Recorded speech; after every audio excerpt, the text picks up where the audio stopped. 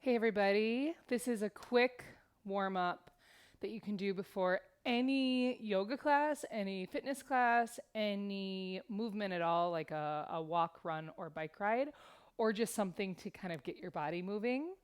Another option for a warm up is the joint mobility practice that is also available for you.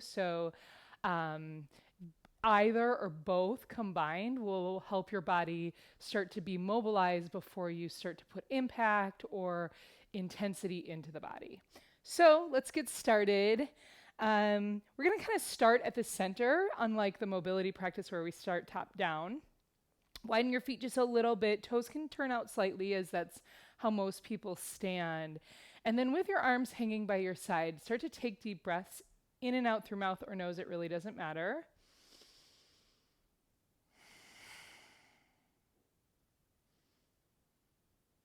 This breath starts to bring warmth into our body right away.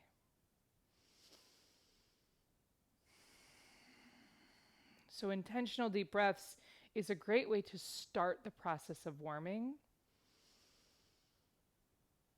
start the process of embodiment, meaning being in your body, connected to it, so that you can notice what feels good and what doesn't feel good.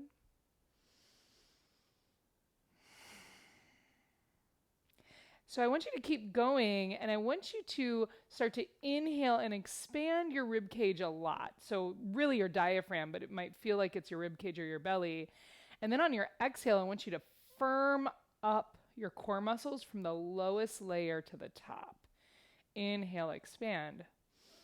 Exhale, firm up your core like you're about to get punched in the belly. I hope that never happens to you, but something like that. Inhale, exhale. The whole sheath of your transversus. A couple more. So keep going with this. One more. Then we're going to add this into like a cow cat. So on an inhale, start to open your chest like this. And then on an exhale, round in, hug those belly muscles in. Inhale, open. Exhale, round in. Inhale. Exhale. Couple more.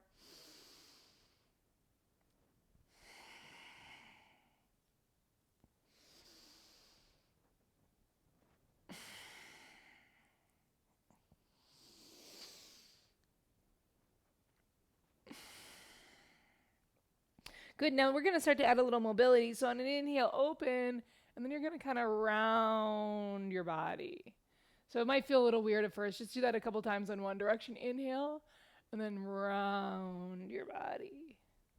Another.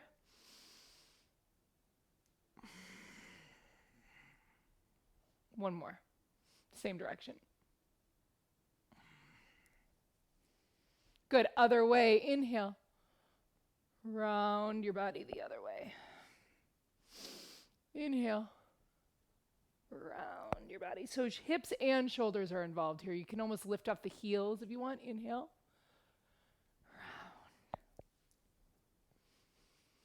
Round. Inhale. Round. Good. Last one. Now go ahead and lift one knee and open, and then other knee and open. So as high and open as you can. Don't overthink it. Just work with where you're at. And this is a part of the body for me that can be pretty cold, meaning I need to do a little bit of warming here before I start other movements. So don't go too far if that's you as well.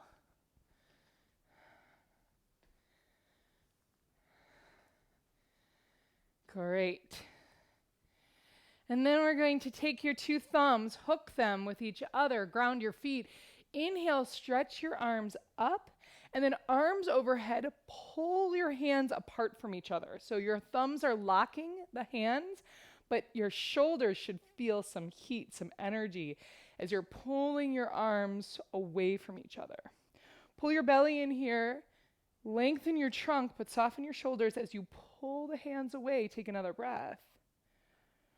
On an exhale, arms go back like you're swimming. And then interlace your hands behind your back. Pull the arms as straight as you can. You can widen your feet as much as you need. Pull the belly in, lift the heart. So it doesn't have to look like a back bend, but you should pull your shoulder blades together, lift your heart up, stretch through the chest. Good, and then just kind of shake it out. Second side. So what I mean by second side is we're going to hook the thumbs a different way. If you can't remember which one you did, just hook your thumbs without thinking about it, and then switch the other one in front. Reach your arms up alongside of your ears. Pull your belly in. Move the two hands away from each other, really active. That should be like strong in the shoulders. They could fly apart if your thumbs weren't there. So keep pulling. Breathe. Take another breath. And then very intentionally swim your arms back. Same thing, switch the grip of your hand. So if you don't remember, just interlace your hands without thinking about it and then switch one digit over. Again, shoulders clasp, lift your chin, pull your belly in. Doesn't have to be a back bend, but just feel that across your chest. We've been talking a lot about working and how we do that with our arms, our heart, our chest. Take another breath. Good, release and shake it out.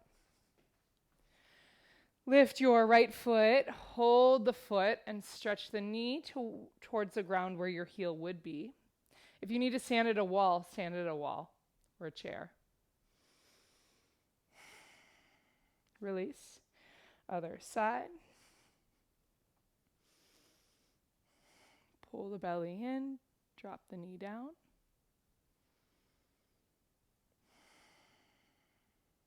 Release. Standing pigeon pose. So this might be if you don't do a lot of yoga, you may need a chair or a wall. Right ankle over left knee, sit in. So I like to kind of rest my body on that top shin. Bend your bottom knee, make sure it's bent. There's a shelf. It's okay to be challenged with your balance. Take another breath. Come on up, other side. Left ankle, right knee. Right knee is bent to create a shelf. Maybe you rest your forearms onto that shin. Maybe you rest on a chair and kind of drop in a little deeper. Wall, something like that. Allow yourself to be challenged with a balance. Even if you are holding on to something, it's still challenging.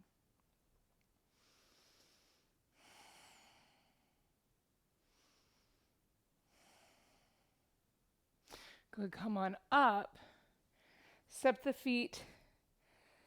Hips width apart, toes straight ahead now. Inhale, reach your arms up. Exhale, left hand holds right wrist, side bend.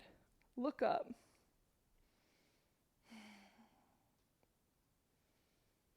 Now take your right foot behind your left foot. So it's a deeper stretch. You're on the outer edge of your right foot now.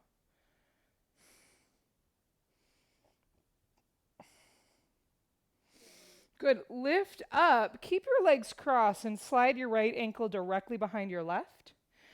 This might be somewhere where you also want to kind of fold on a chair if you don't do a lot of stretching. If you can, fold to the ground or touch blocks. Relax your head. Feel the outer right hip.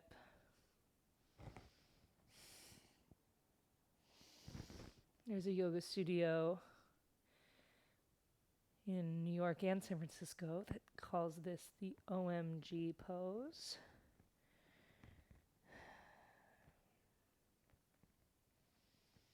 Good, push into feet, roll up to stand.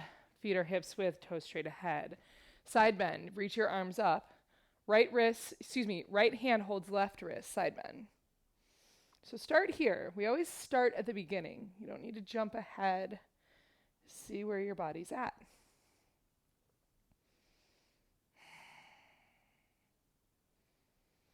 Good, and then take that bend your knees, take your left foot behind and kind of stretch on the outer edge of your left foot so you're really getting into that left hip. and even your right hip with the crunching of the waist, the compression. Keep breathing.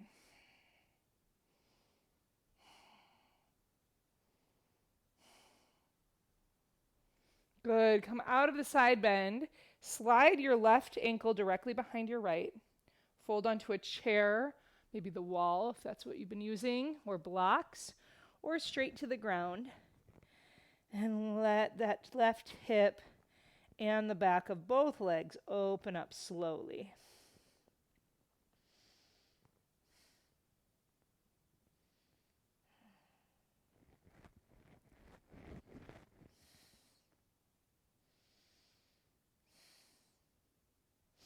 Good. Come on up. Last little bit of movement here as we wrap it up. Lift your right ankle. Make circles. Rotate your wrists. Kind of multitask. Other direction with your wrists. Good. And then set that down. Other side. Left ankle. This time open, close with your wrists. Or your hands, rather. To strengthen your wrists. Other way with your ankle. Keep open, closing with your hands. It's good for your brain.